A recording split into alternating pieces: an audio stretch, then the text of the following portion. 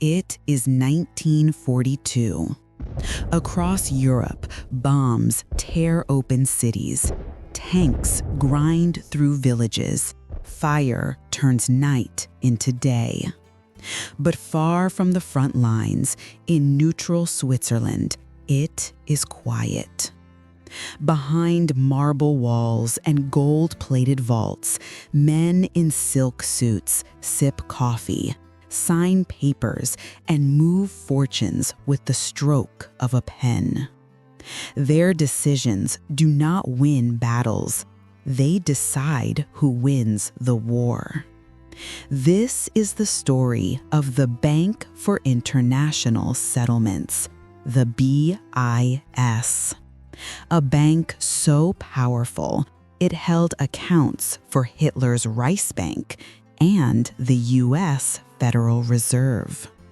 A bank created to prevent another world war, but ended up funding it. While soldiers killed each other in trenches and cities, British bankers, American bankers, German bankers sat together in a Swiss office, working in silence, working in unison. Because neutrality wasn't peace. Neutrality was profit. The year is 1919. Germany has lost the First World War. The Treaty of Versailles demands billions in reparations, crushing payments, impossible deadlines. France wants revenge. Britain wants stability. America wants its loans repaid. But Germany is collapsing. Hyperinflation turns money to ash. A loaf of bread costs millions. Families burn banknotes because they're cheaper than firewood. So the world's most powerful bankers create a solution: a neutral international bank to manage payments and stabilize Europe. In 1930, they meet in The Hague and establish the Bank for International Settlements. Its founders, the Bank of England, the U.S. Federal Reserve, the Reichsbank of Germany, the Bank of France. Allies and enemies, side by side. They choose Basel, Switzerland as headquarters, a country surrounded by mountains, guarded by neutrality, and fueled by money. The BIS is unlike anything ever created. It is a bank for central banks. It has no citizens, no voters, no accountability. Its clients are nations. Its business is power. And it operates with privileges no government would ever dare grant. Its building is inviolable. Its mail cannot be inspected. Its employees cannot be arrested. Its records cannot be seized. The BIS is a state above states.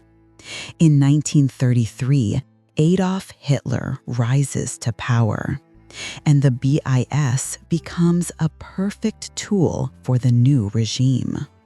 Why?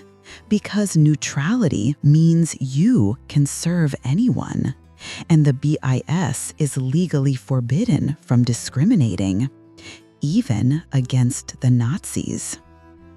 March 1939. Hitler's troops march into Prague. Nazi officers seize the gold reserves of the Czechoslovakian Central Bank, about $48 million. Within days, they send a command to Basel: transfer the Czechoslovakian gold to the Reichsbank's account. The order lands on the desk of the BIS chairman, Sir Otto Niemeyer of the Bank of England.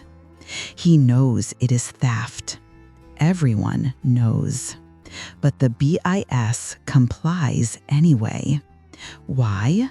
Because Germany is still a BIS shareholder, and BIS rules written by the West forbid discrimination.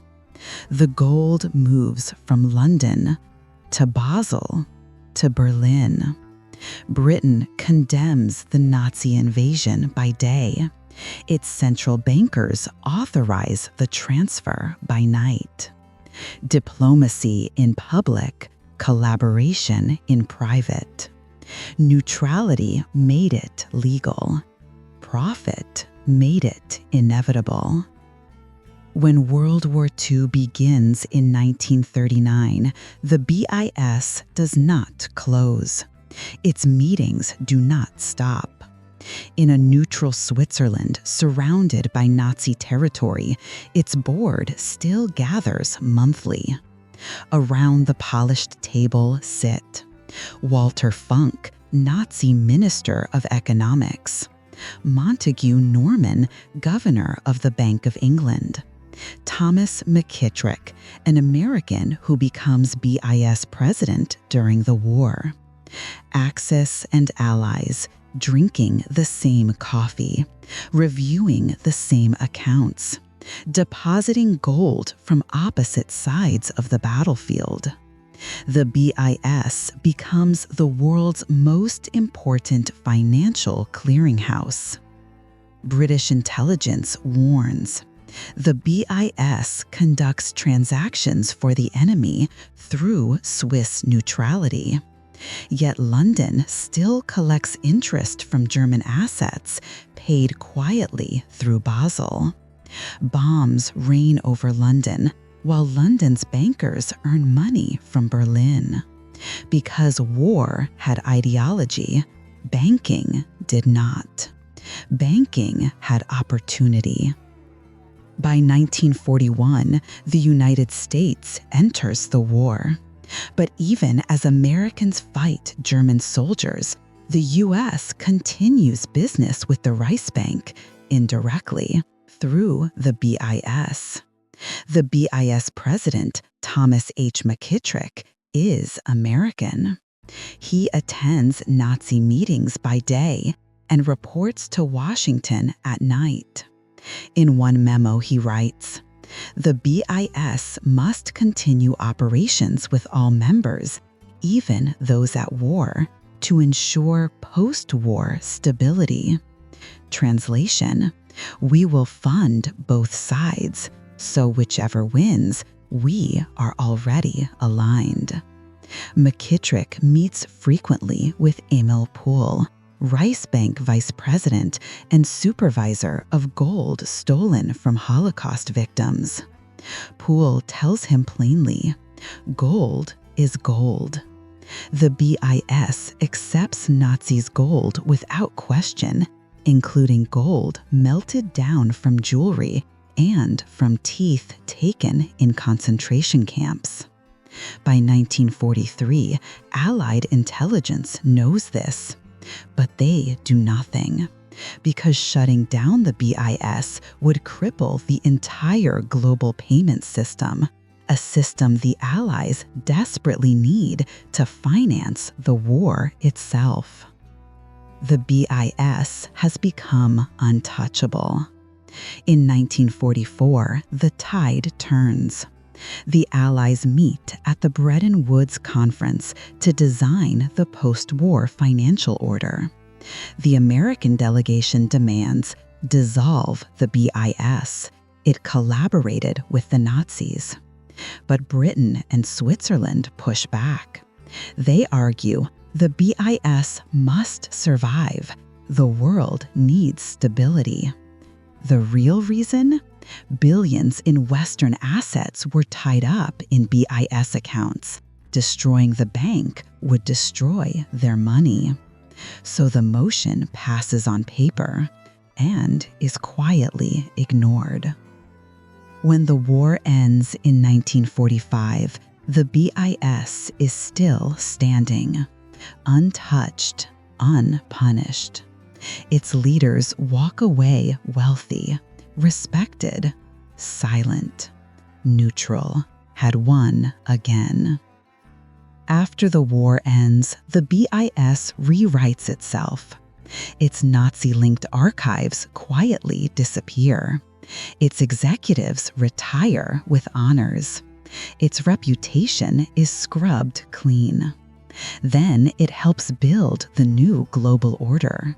The IMF, the World Bank, the modern central banking system, all shaped by the same people who once cleared Nazi gold. In the decades that follow, the BIS becomes the secret boardroom of the global economy. Every month, behind closed doors in Basel, central bankers from the US, UK, Japan, and Europe meet to coordinate interest rates, currency swaps, and crisis responses. No journalists, no votes, no transcripts. Just decisions that move trillions in silence. Insiders call it the real central bank of the world. Today, the BIS remains a sovereign island inside Switzerland. Its building is extraterritorial. Swiss police cannot enter without permission. Its payment system clears over $9 trillion a day. Its decisions reshape nations without public debate or democratic approval, and its purpose remains unchanged: to preserve global stability. But the question lingers: stability for whom? In the 1940s, it preserved stability for both Hitler and Roosevelt. In 2008, it preserved stability for the banks, not for the public. In every crisis since, the BIS protects the system, even when that system causes the crisis. Neutrality and power do not cancel each other. They combine into complicity. The BIS was created to prevent war. Instead, it revealed a truth more unsettling than any ideology. Money rules war. Money rules peace. Money rules memory. When bullets stop, balance sheets begin. When governments fall, debts remain. And through every crisis, every war, every reconstruction, the vaults in Basel keep filling with gold. The bank that served Hitler still serves the world, not because it is evil, but because it understands something no government has ever fully learned. Power is temporary.